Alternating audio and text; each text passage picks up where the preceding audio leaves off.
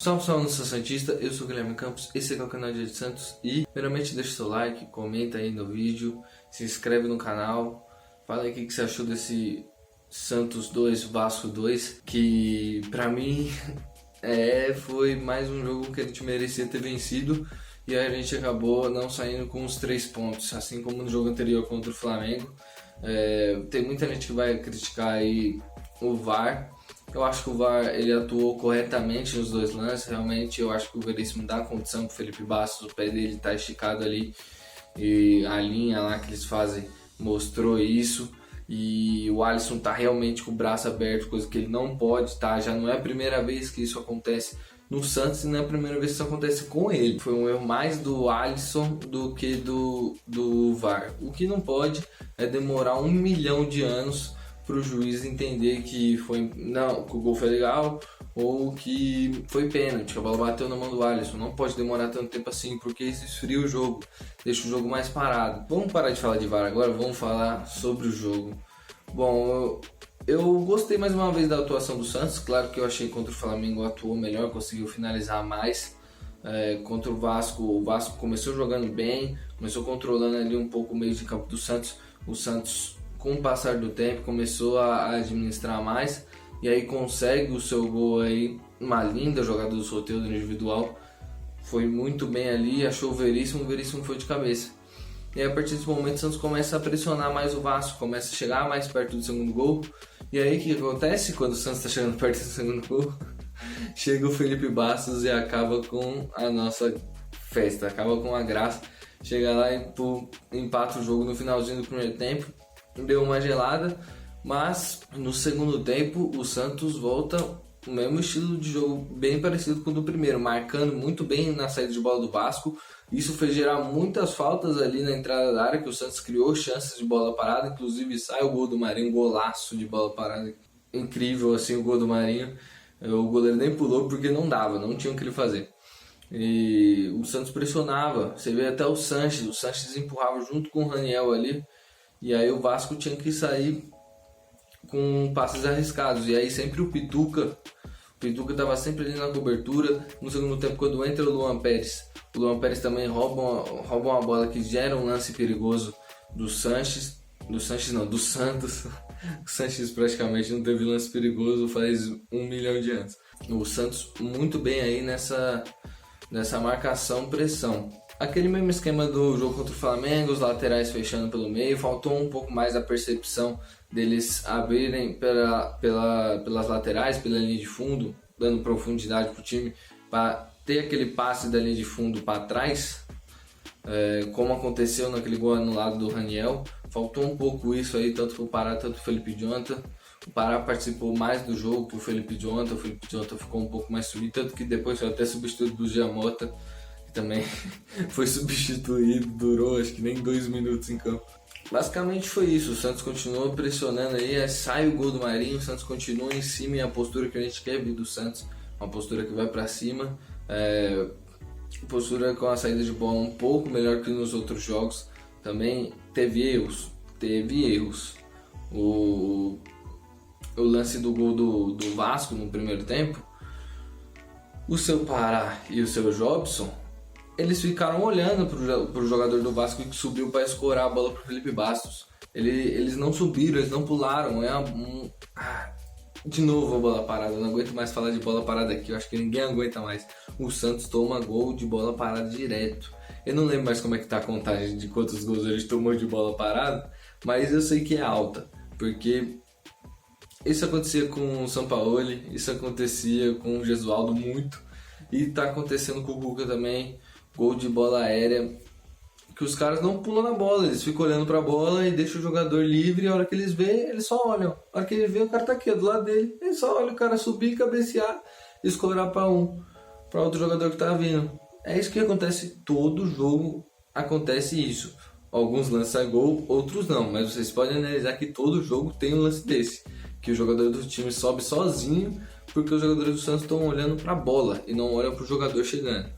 É sempre assim. E aí, o segundo tempo vai desenrolando, o Soteldo um pouco mais participativo do jogo do que no jogo contra o Flamengo, que ele estava muito isolado ali na ponta esquerda. ele começa a ter um pouco mais de ajuda ali o Felipe Jonathan, o Pituca, que eu volto a destacar aqui porque ele tá atuando bem ali, jogando como um primeiro volante, dando uma ajuda, um suporte no Jobson, o Jobson é o primeiro volante na saída de bola, mas não é o primeiro volante na marcação. Ele chega bastante na área. O Pituca já não chega tanto, ele chega um pouco menos, apesar de chegar também. Vários lances eu vi uma melhora do Pituca nesses dois últimos jogos, e eu espero que isso aconteça com o Sanches também, que o Sanches é um cara que tá dando a vida dele. A gente dá pra ver que ele dá raça, ele tá correndo, ele tá dando carrinho, ele tá fazendo o que ele pode. O problema é que ele tá passando por uma fase muito grande. Ele não é a questão dele que ele não se esforça, que ele é morto. Ele não é morto, ele dá a vida dele dentro de campo. O problema é que a fase é horrorosa, a fase é péssima, tudo que ele tenta dá errado.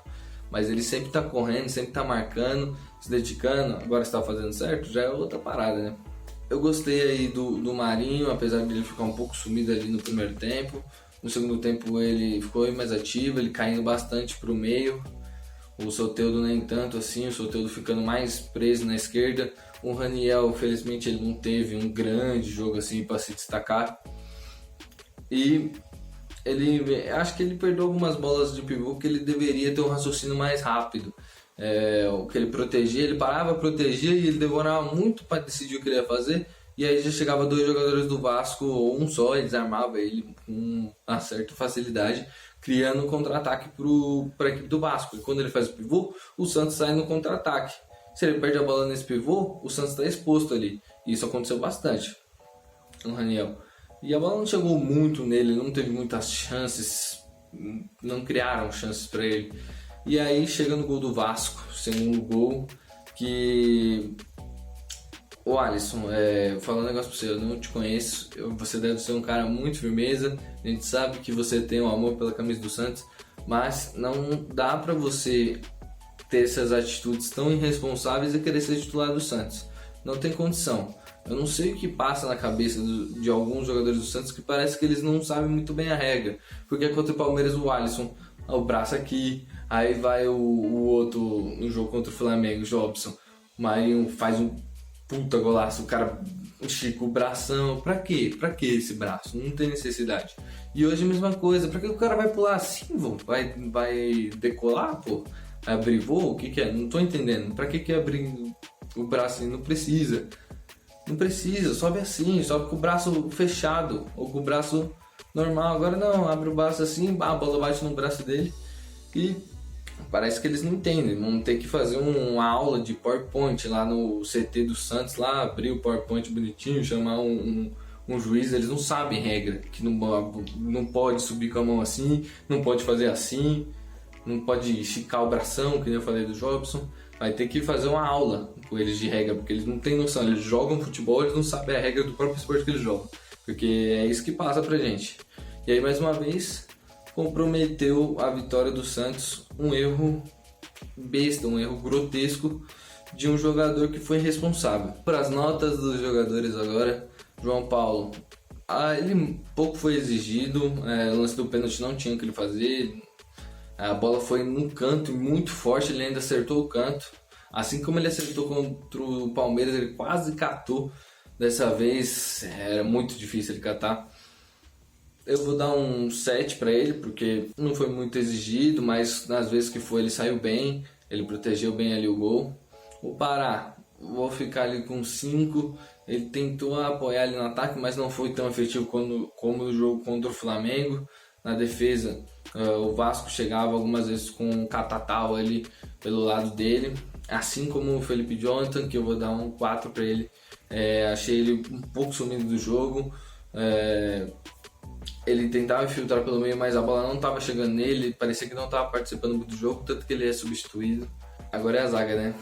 Bom, Alisson não é zagueiro, não gostei da participação dele nem como zagueiro, nem como volante, ele não fez um grande jogo para mim. O Veríssimo fez o gol, mas em alguns lances ele deixou um pouco a desejar. Então vou dar um 6 aí pro Veríssimo, um 3 pro Alisson. Achei a partida do Alisson muito ruim. Acho que ele tem que rever um pouco os conceitos dele, como eu já falei, para querer ser titular de um time como o Santos. Primeiro volante, Pituca, vou dar nota 6,5 para ele, tá evoluindo a cada jogo, aparecendo bastante defensivamente, cobrindo o Felipe Jonathan. Quando ele sobe ali, sempre tá o Pituca no lado esquerdo. Então o Pituca ele tá evoluindo, vamos esperar que essa evolução continue, porque parece que o Cuca entendeu que ele é o primeiro volante desse time. Jobson, a nota 5 para ele, não fez nada demais, não deu grandes passes, não chegou muito na área, chegou um pouco só, não se destacou muito no jogo.